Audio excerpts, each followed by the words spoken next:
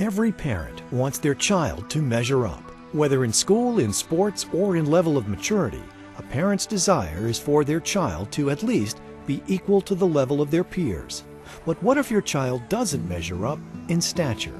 In small children, there often is a feeling of anxiety about their small stature, slow growth, and often lack of pubertal development. And often they're teased, pushed around, treated like babies, and it's damaging to their sense of self-esteem. And many of them, not all of them, but many of them feel very badly about it. For the parents, it creates a lot of anxiety that their child is not doing well and that they have low self-esteem.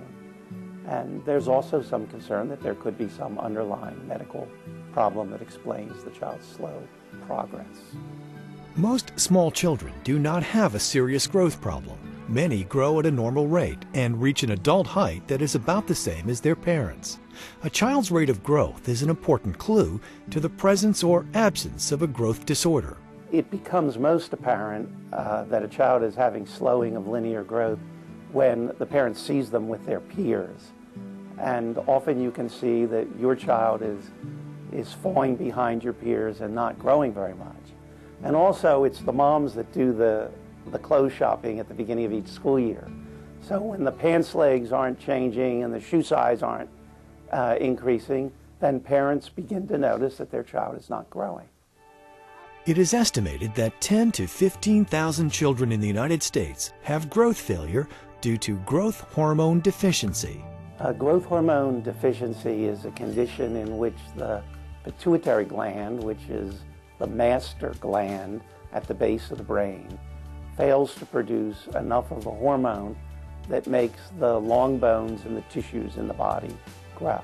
And it can be suspected based on the history and physical examination of the child, and it can be determined by a blood test done on the child in the office and in the hospital. When Grant Goodman was 3 years old, his parents became concerned about his slow growth. By the time he was 5, he was about the same size as his 3-year-old brother, and they were wearing the same clothes, and people started to ask us if they were twins, so that raised this suspicion level. And we sought out an endocrinologist to check things out. And after some extensive testing, they finally determined that he had neurosecretory dysfunction, which is a rare form of growth hormone deficiency. This case was typical in the sense that the child was small and growing slowly. And in this situation, the testing was able to stimulate the release of growth hormone from the child's pituitary. But when growth hormone was sampled periodically over time, it was shown to be deficient in the amount that was being released spontaneously. So it shows the complexity of the growth hormone issue and why you do need a specialist to look at your child if you have concerns about their growth. Grant started on the growth hormone shots when he was 6, and he received nightly shots. And he grew dramatically at first, and then once he had sort of caught up to a normal level, he grew pretty much at a normal rate. He's now 13, and he's still on the shots, and he will take them until his bones fuse, maybe around 18, and then they take them off of the growth hormone treatment to see if they produce enough for an adult level, and if they do, then they don't need shots anymore. Growth hormone is a medicine that's been used to treat growth hormone deficiency, short stature, and slow growth for close to 40 years. And children receive daily injections of the hormone under the skin, like an insulin shot, beginning to grow more rapidly within 3 or 4 months, and rapidly moving upward on the growth chart to reach a point that meets their genetic potential. The Human Growth Foundation is a voluntary nonprofit organization composed of concerned parents and friends of children and adults with growth problems, physicians, and other interested health professionals. Its mission is to help children and adults with disorders of growth and growth hormone through research, education, support, and advocacy.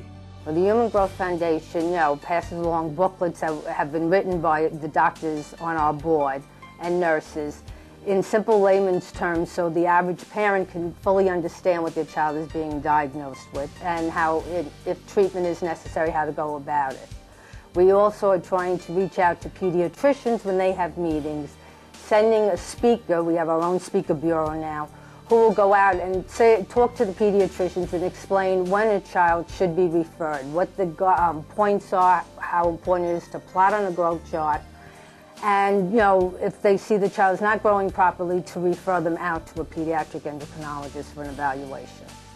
We would not have known about the specialized testing that he needed to determine that he had neurosecretory dysfunction without the Human Growth Foundation and their wealth of knowledge.